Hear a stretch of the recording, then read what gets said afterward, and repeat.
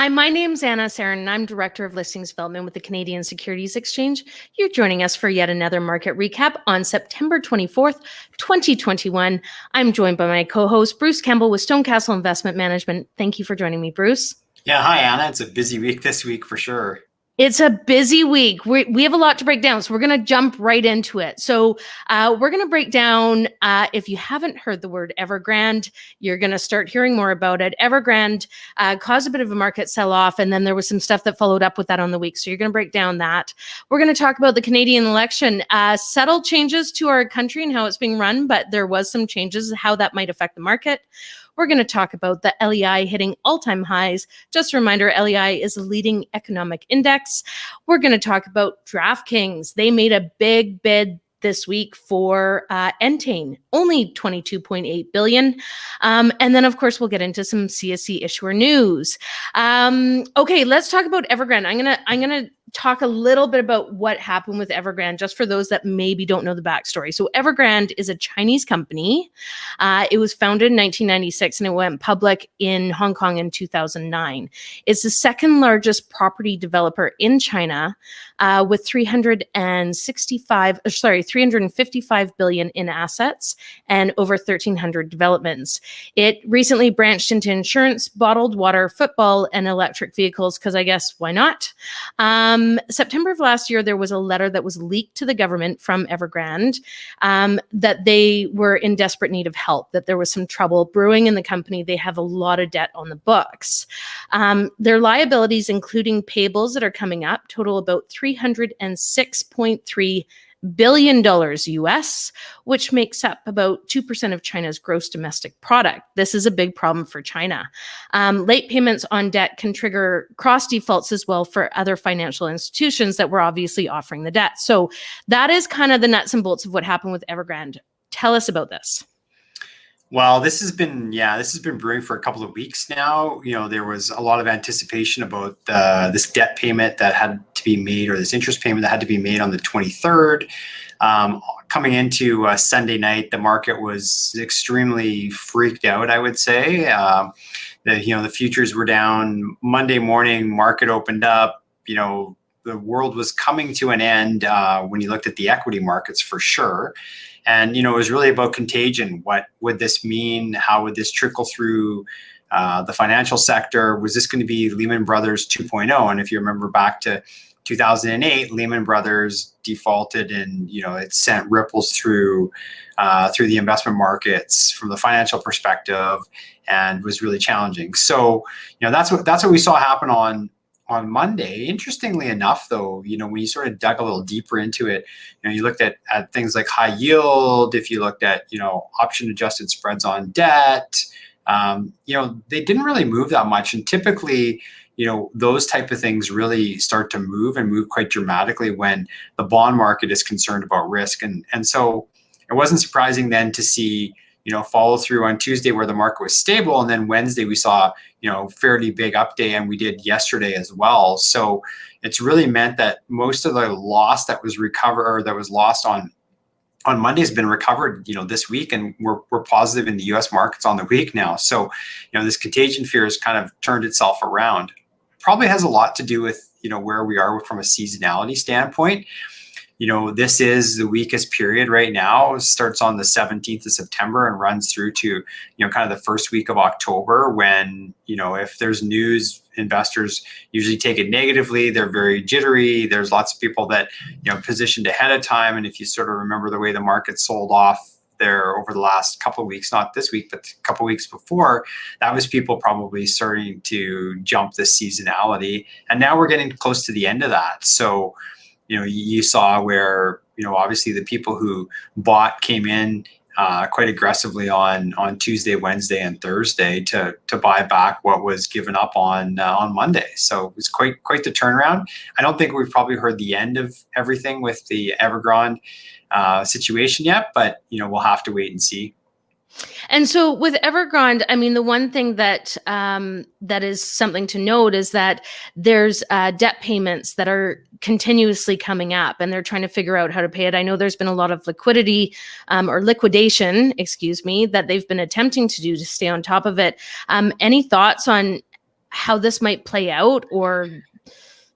Well, one of the kind of biggest challenges is most people feel that the Chinese government isn't going to let this, falter. And I mean, it's the old saying, right? If you owe the bank, $100 versus if you owe the bank, $200 million. If you owe the bank $100 million and you don't pay, it's your problem. But if you owe them, $200 million and you don't pay, it's their problem. They don't want to see this happen. And so, what a lot of people in commentary that I've read and seen is that, the Chinese are going to come in and backstop what is there in China, but the offshore, because they do have debt outside of China, is what, is kind of in question how much that accounts for and what that means to the financial system outside of China is what the market gets concerned for. But as I mentioned, you haven't really seen that too much in the bond market yet. So, it's obviously stay tuned to this. Stay tuned. Exactly.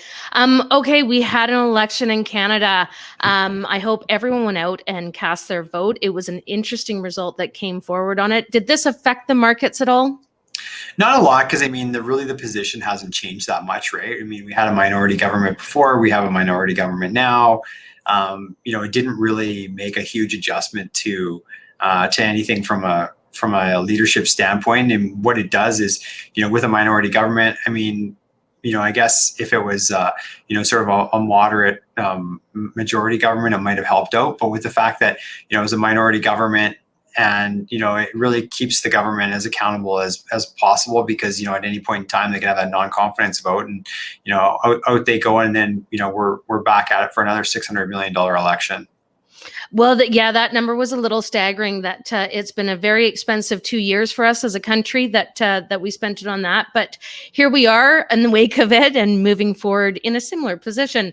I heard an interesting stat that allegedly the federal government ordered 16 million pencils for the election. Last time it was less than 100,000. Wow. Yeah. That's an interesting stat for sure. Wow. Maybe pencil companies are the one to invest in right now. Who knows? Okay. LEI, it is hitting an all-time high. LEI is the leading economic index. Tell us about that. Yeah, so I mean, this is U.S. data that we track, and one of the interesting things is, again, that it's hitting this all-time high. They expect that the GDP for this year is going to be close the year at about a 6% year-over-year rate, which is really tremendous growth. And then next year, that's going to trail off a little bit and only be 4%, which is still fantastic GDP growth. What this shows you is kind of the underlying economy, and we've obviously seen these waves, and the market's kind of been trending sideways here, hitting new highs, but not been super aggressively hitting new highs. And a lot of that probably has to do with these COVID waves, with Delta. But we are continuing to sort of march forward with everything. Interestingly enough, we also track beyond the LEI. We also track something called the City Economic Surprise Index, and this is looking at the numbers that economists put out and what's happened with the real numbers in the economy. And as we saw these Delta numbers increase, what we saw is that the City Economic Surprise Index was dropping. Interestingly enough, when it drops below the -50 range level and then increases back up above that -50 level, it's been very strong for the economy and for the markets a year out.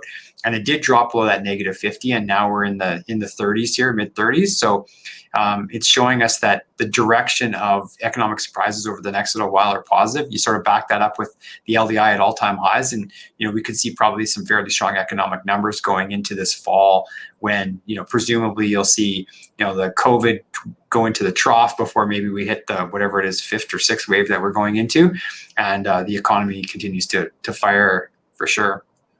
It still blows me away that the economy seems to be doing somewhat all right, and we're still reaching all-time highs. Yeah, it does. I mean, there's obviously still lots of issues with supply chains.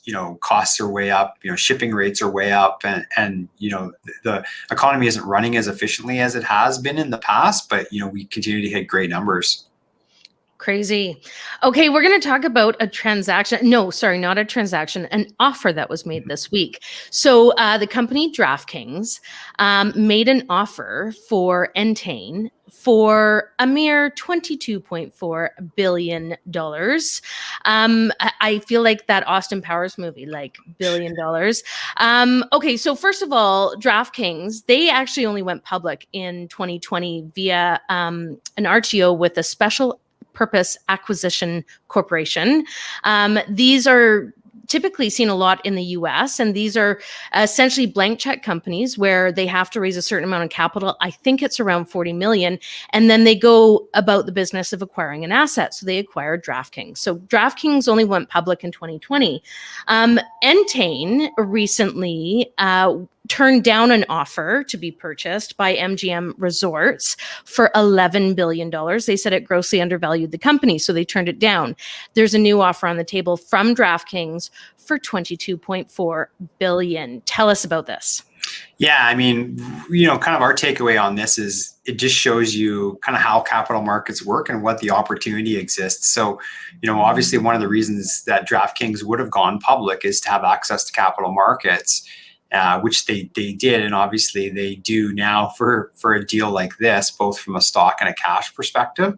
And so, I mean, that's one thing that we sort of take as interesting, is the whole reason they went public. And then the second is just the size of this, gaming, gambling, esports market is massive, and obviously DraftKings is the leader in that market. Or one of the leaders, and obviously they're trying to get bigger, and the premium that they paid over what MGM was bidding, and Entain still hasn't said yes. They're waiting for a formal offer to come through before they sort of accept or deny the offer itself. Okay, so Entain on Tuesday, when this was announced, Entain, its shares rose 18% by end of day. DraftKings closed down 7.4%. Any thoughts on why this happened? Well, I mean, obviously one goes up because they're getting a premium for where they are right now. The other drops because there's probably going to be potentially some dilution there if DraftKings has to issue stock to pay a cash portion, or as well, they're going to be obviously issuing stock to buy out the company, and that's going to be a lot of extra shares that hit the market. So it's quite often that's what you see with the Inquisitor company. The stock's down, kind of on the day that they announced the deal, and then as it gets done, there's usually a spread there, tightens up, and then obviously the fundamentals of the business and how it grows and how it gets integrated into the existing business, the new business, obviously it gets reflected in the stock price over time.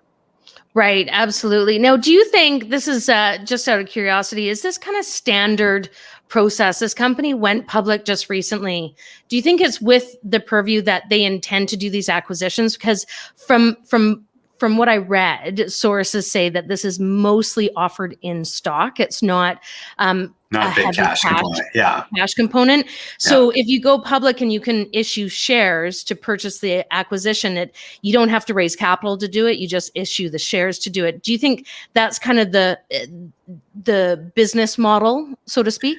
Yeah, I mean, that's certainly one of the reasons they would have gone public, right? I mean, they can use their stock as a currency to go out and buy a company like this. And in this case, $22.4 billion US, right?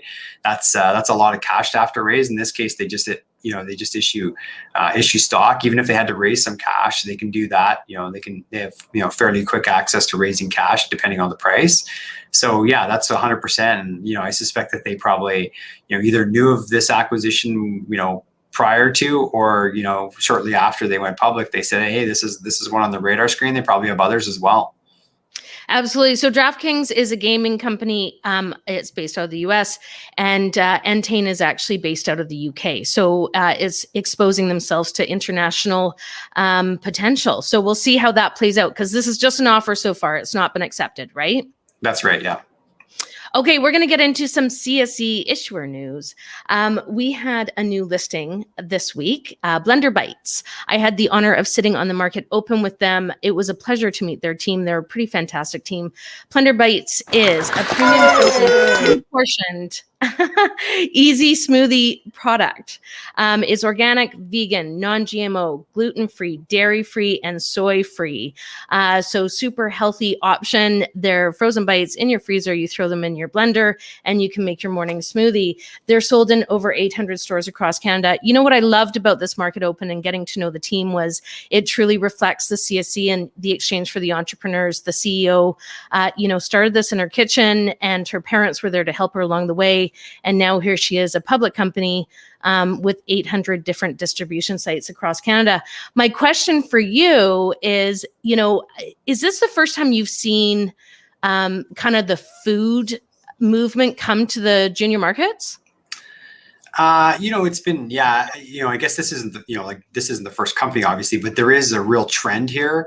We're seeing food companies, we're seeing, sort of plant-based companies, and we're seeing a lot of them. There's a number on your exchange, there's some on the other exchange, some of the other exchanges. So yeah, we're seeing quite a movement there. Obviously, it's a consumer trend that's, really been adopted and continues to grow. And, kind of everywhere you look, from fast food to the grocery store, you really see this trend continuing to emerge. So I wouldn't be surprised if, this isn't the last listing that we see and the last company that's trading, in that space on the markets.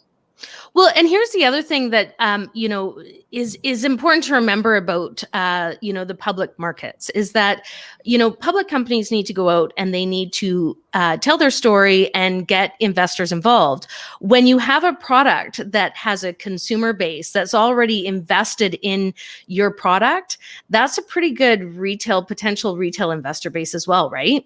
Yeah, sure is. They know, they obviously know and support your product. So, they're looking to invest in the company potentially as well. Well, I wish them all the best. They're a great team. So good luck to them. Bruce, what should we think about going into next week? Yeah, I mean, obviously the thing that we're watching, we continue to watch, a few different data points, this Evergrande thing, to see what happens there with the debt, and whether or not, the interest payments get made, what effects that has. And then, we are coming closer to the end of the seasonality. And at the same time, we're seeing some interesting trends in, kind of market breadth and, sort of capitalization. So the mid cap, small cap, I know both myself and when Jordan was on last week, we talked about these trends, but they continue to really emerge. And with the end of seasonality, the weakness of seasonality coming, we're watching those quite closely to see where opportunities lie. Fantastic. Well, listen, you have a wonderful weekend. I look forward to chatting with you next week, Bruce. Yeah, thanks. Have a great weekend. You too.